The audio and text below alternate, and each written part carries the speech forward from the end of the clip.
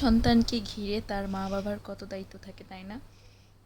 একটা সন্তান জন্ম দেওয়ার পর আস্তে আস্তে লালন পালন করা, পড়াশোনা শেখানো, আদব কায়দা শেখানো, তার চাহিদা অনুসারে তাকে বড় করানো, এটা একটা মা বাবার জন্য যে কত বড় দায়িত্ব সেটা শুধু মা বাবাই জানে।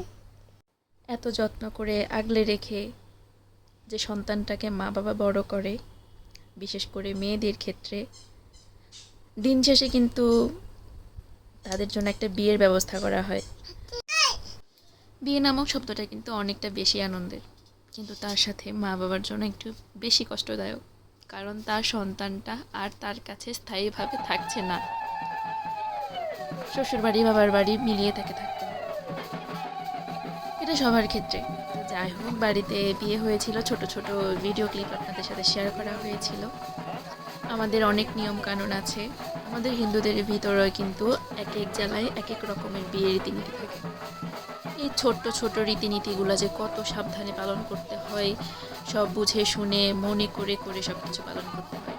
এটার জন্যও একজন আলাদাভাবে মুরব্বির প্রয়োজন লাগে, যেখানে কোনো ভুল হলে বা কী কী প্রয়োজন হবে সব কিছু লিস্ট করে দেওয়া রাখে, যাতে করে ভুল না হয়ে যায়, যাতে কোনো কিছু অটুট না থাকে।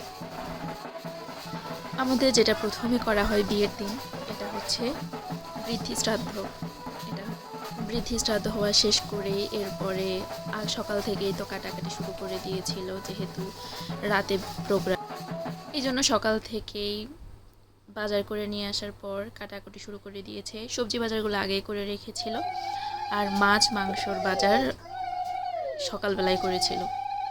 ওইগুলো অত খেয়াল করি নাই, যখন রান্না বসাইছিল তারপর যখন গিয়েছিলাম তারপর দেখেছিলাম। আলাদা করে রান্নার লোক ধরিয়েছিল, পরে ওনারাই রান্না করেছিল। আর এই যে আমাদের খালি মাঠ, আমাদের জমিন ছিল, আর এই জমিনটা থাকাতে অনেক বেশি উপকার হয়েছে, কারণ আমাদের বাড়িতে যত প্রোগ্রামই হয় আমাদের এই জমিনে প্যান্ডেল করে অনুষ্ঠান করা হয়। এটা আমারটা হয় নাই, আমারটা তো ফেনীতে হয়েছিল প্রোগ্রাম, দাদারটা হয়েছিল। তো সকালবেলার সব প্রোগ্রাম শেষ, এই যে দেখতে পেরেছেন কি সুন্দর লাইটিং আমাদের বাড়ির। আর আমার তো আমার বোনকে সাজানোর দায়িত্ব, নিয়ে আসার দায়িত্ব আমারই ছিল। সে অনেক মহারানী সাজবে, এই জন্য আমাকে সাথে করে নিয়ে গিয়েছিল। তার আবদার ছিল এমনটা যে আমাকে তার সাথে থাকতে হবে, প্ল্যান ছিল মজা করে নাচানাচি আনার আগেই চলে এসেছিল।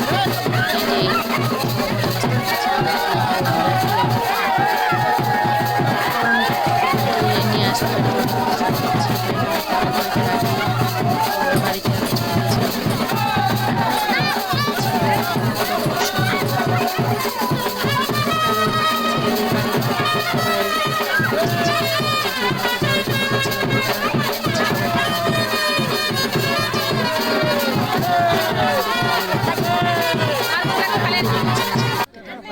গিয়েছিলাম খাওয়ার টেবিলে। খাওয়ার চক্করে আর পুরো বিয়েটা দেখা হলো না। খাওয়া শেষ করে আস্তে আস্তে বিয়েটা শেষ, পরে লাস্টে এসে বিয়েটা দেখলাম একটুখানি, তখন প্রায় শেষ। আর জামাইয়ের লাস্ট এই এন্ট্রিটা তো ভীষণ ভালো লেগেছিল। এটাতে ঠিকই তো, লাস্টে যদি এই এন্ট্রি না দেওয়া হয় তাহলে তো বিয়েটাই বৃথা, বিয়ের যে মজা ওইটাই তো জমে না।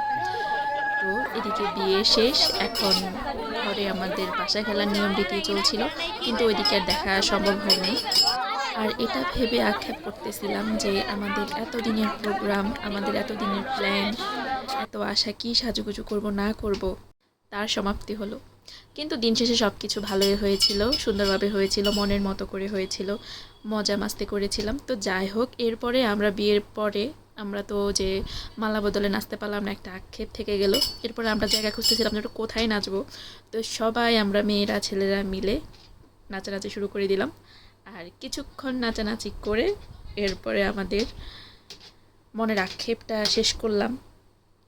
এটা জাস্ট ভালোই লেগেছিল। প্রথম ভাইয়ের বিয়েতে আর আমার ছোটো বোনের বিয়েতে নাচানাচি করেছিলাম, এর আগে আর করি নাই। সব আনন্দের শেষে কান্না, এটা হচ্ছে বিদায়। বিদায়টা একটু কষ্টেরই হয়, আর কষ্ট হলেও কিছু করার নেই। মেয়ে হয়ে যেহেতু জন্ম নিয়েছে, বিদায় তো তাকে দিতেই হবে, এটাই হচ্ছে নিয়ম। পুরো পৃথিবীর নিয়ম। কথায় আছে যেতে নাহি দেব ভাই তবু যেতে দিতে হয়, এটাই। যেতে দিতে না চাইলেও কিন্তু যেতে দিতেই হবে। সবশেষে এটাই বলবো, এই নবদম্পতির জন্য সবাই আশীর্বাদ করবেন যাতে করে তারা সুখে শান্তিতে নতুন জীবন কাটাতে পারে।